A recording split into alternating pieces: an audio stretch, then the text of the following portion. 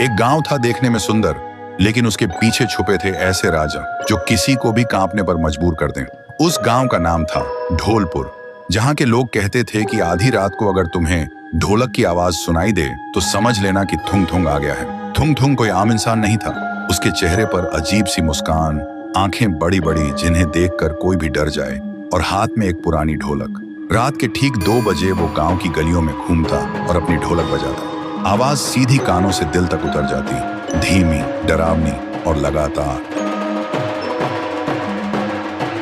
गांव के लोग ढोलक की आवाज सुनकर कांपने लगते, क्योंकि जिस घर के सामने वो रुककर ढोलक बजाता, उस घर के लोग अगले दिन कोई बीमार पड़ जाते या किसी की मौत हो जाती। फिर एक रात गांव का एक लड़का रघु सो रहा था, तभी ढोलक बजने लगी।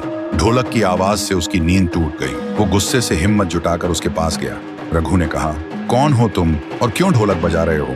वैसे ही ढोलक बजनी बंद हो गई। थुंग थुंग धीरे धीरे मुड़ा। रघु ने देखा उसके चेहरे से सैकड़ों चीखों की आवाज निकल रही थी, लेकिन तभी फिर से ढोलक अपने आप बजने लगी। और उसके बाद से रघु को किसी ने गांव में कभी नहीं देखा। गांव में और भी डर फैल गया।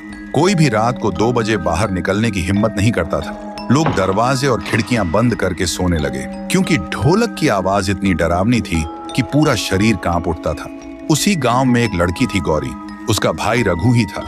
उसने कसम खाई थी, मैं पता लगाऊंगी कि मेरे भाई को थुंग थुंग कहां ले गया। सुबह गौरी गांव के एक बुजुर्ग के पास गई और उसने पूछा, दादा, थुंग थुंग कौन है?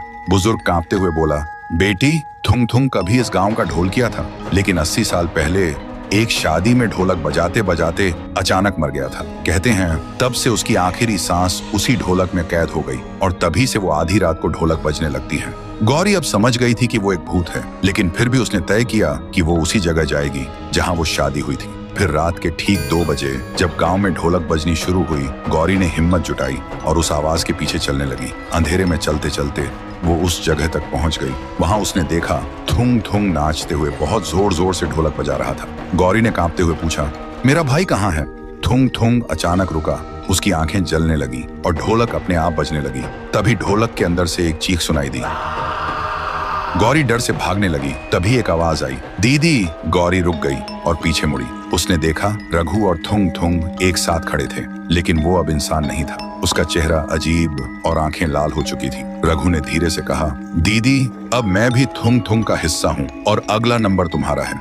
तो दोस्तों, अगर तुम्हें जानना है कि थुंग थुंग क्या सच में अचानक मरा या उसके मरने के पीछे कोई राज छुपा है, अगर जानना है तो वीडियो को लाइक करो, चैनल को सब्सक्राइब करो और कमेंट में लिखो पार्ट 2 चाहिए।